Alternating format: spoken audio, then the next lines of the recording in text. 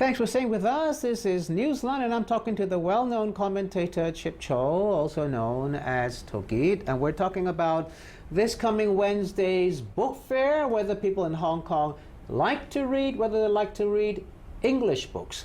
Okay, now, Chip, you were saying, in fact, they don't. They should, but they don't. And I want to point out, and you know this because you've been involved with the book fair along with the Trade Development Council for a long time, that the majority of books, most of the books at the book fair are Chinese language books. Not that many English language books. The publishers know the market. Right, yes, because 98% of Hong Kong residents are ethnic Chinese, aren't they? So that's understandable. They got to look at the market. But Hong Kong is also officially, as stipulated in the Basic Law, a bilingual city. So English is an official language. English is an official language. English is a global language now, properly taught in most schools. So I think why is it that our language has dropped? English language standards have dropped so badly.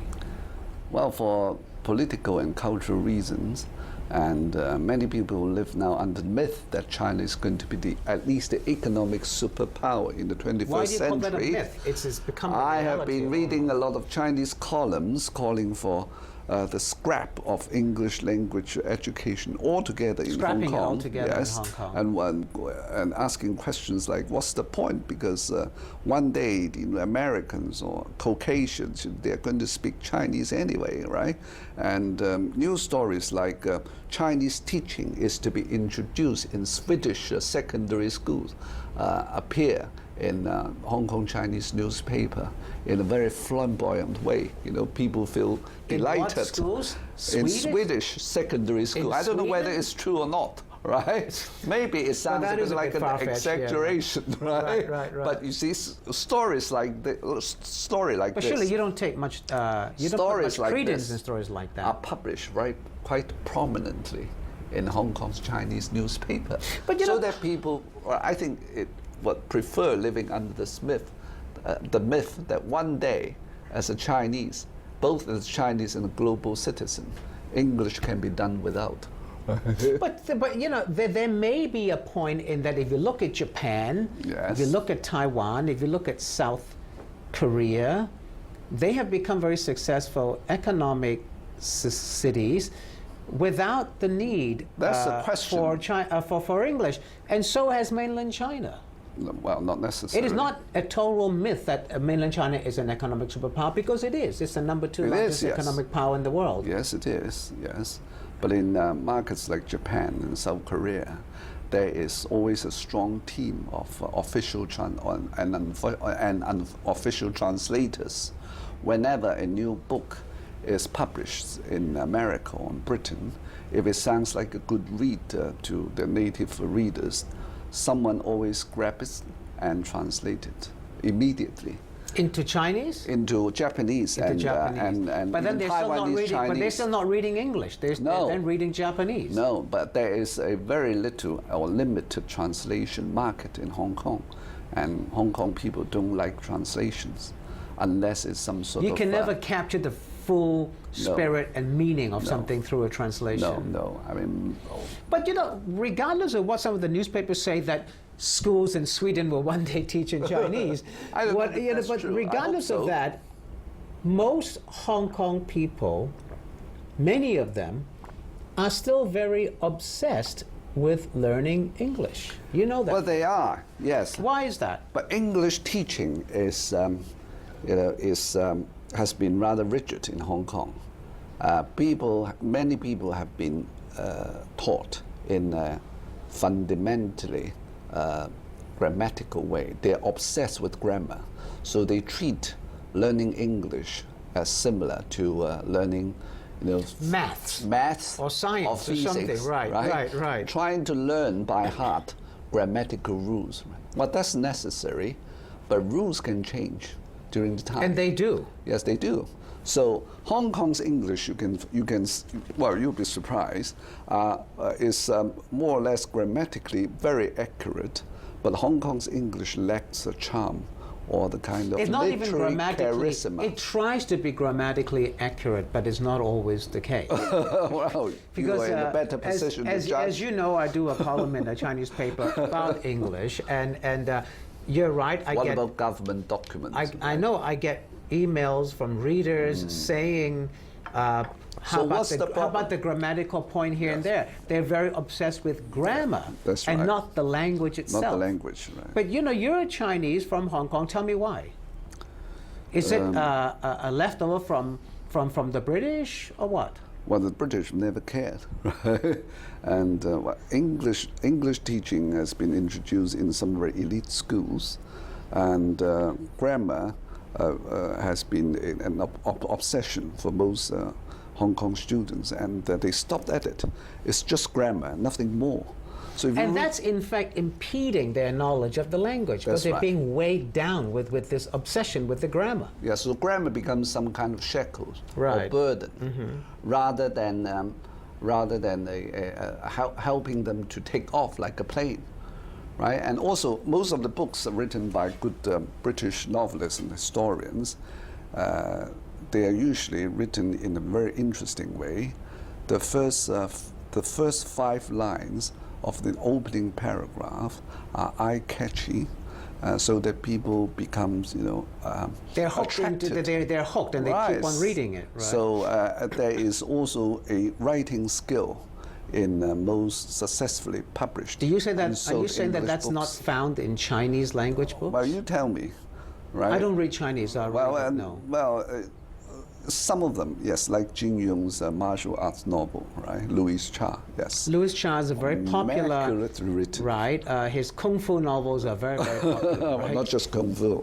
I mean, his novels deal with Chinese history and Taoism and Confucius Well, values. you're known as a very good writer yourself, and you put out a lot of books too, and your columns are very widely read. I write essays, Exactly right. columns. I don't write novels because reading novels is no longer popular in Hong Kong either in the past 10 years. Why is that? Because novel writing in Hong Kong used to be like something like the stuff of Charles Not Dickens. even Chinese novels. In the 19th centuries, they used to be serialized and published in Chinese Why is that? newspaper. But why is it that even Chinese novels are not popular in Hong Well, Kong? suddenly some newspaper bosses decided that serializing a Chinese novel in their newspapers is no longer the fashion. So he cut them off, and then it became a fashion of Do not people go and reading buy Hong Kong novels? Chinese novels. They are, yeah. Well, they're still buying novels, but novel reading is not as popular in Hong Kong as, say, in 20 years ago, and there are fewer good novelists in Hong Kong either. So it's rather unfortunate. I think That's a very bleak unfortunately, outlook then, unfortunately, yes. For the literary But you world look at in the Hong Kong. look at the topics of Hong Kong publishing markets, right? It's only there are only a few categories, like stock and shares, right? And entertainment. How to and, get and rich, how to be how healthy, to become beautiful. how to be fit, how to lose weight, Weight. and etc. Right? So why is it that the book fair still attracts so many people every And year? food and drinks, right? I don't know why people want to go there to be seen, and they want to go there perhaps to enjoy a couple of hours free air conditioning provided by the DDC. I think as taxpayers, all right. Do they go there there's and come away with buying every books? reason for them. Well, yes, they Do come the out. books sell well at the book fair? Yes, they do, right? Most publishing companies look to the book fair as the sole. And what are they buying? What kind of opportunities. books are they buying? All sorts. Right? They tend to be more generous when they go to The book fair. Book fair. But not so much when they They go to the look bookstore. around. They look around. They tend to look around. Just like visiting the flower market. On Chinese New Year's Eve, whatever covers look catchy, and like tin models' bodies or whatever. They tend to have some kind of reflex. You know, you're trying to promote culture in Hong Kong, I know. You're trying to promote No, not necessarily. book reading in Hong Kong. Do you think you failed or you I'm succeeded? a keen reader. I'm a keen reader, and I like to share with people like you, some of the good experiences. Right? Why is it that Sir David Tang would take the trouble and effort to invite these well-known authors to come to Hong Kong? And why would you take the trouble to moderate the talks? Well, David Tang is a keen reader. He was educated in the UK. He went like there, you were. He went there to study philosophy rather than engineering and computer and medicine. So he's a bit of a Hong Kong eccentric anyway, right? And well, he's an aristocrat, and he rubs shoulders with many elite and well-known respectable celebrities around the people world. around the world. So he's a good example. He's a perfect cultural ambassador for Hong Kong. And every year, like this year, he's invited some of his at his own friends expense?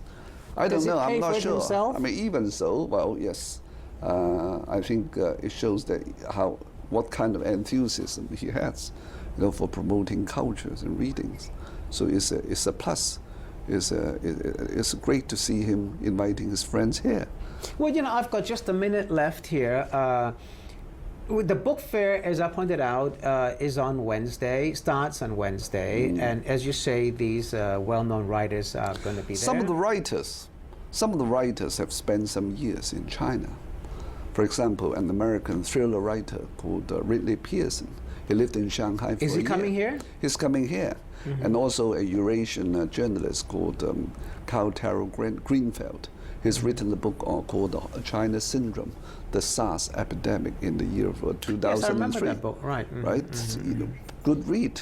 I mean, these people are all coming to Hong Kong, not with their English writing products, but with some unique Chinese experiences as well. Okay, well, let's hope that the fair will succeed. So, as I said, it starts on Wednesday. And you publish a book called Double Talk. That's correct, and we did it together, and it's so well. So, I would like you, if you've got the time, to go and do more reading. It's good for everybody, as Chip Cho says. Thank you. See you.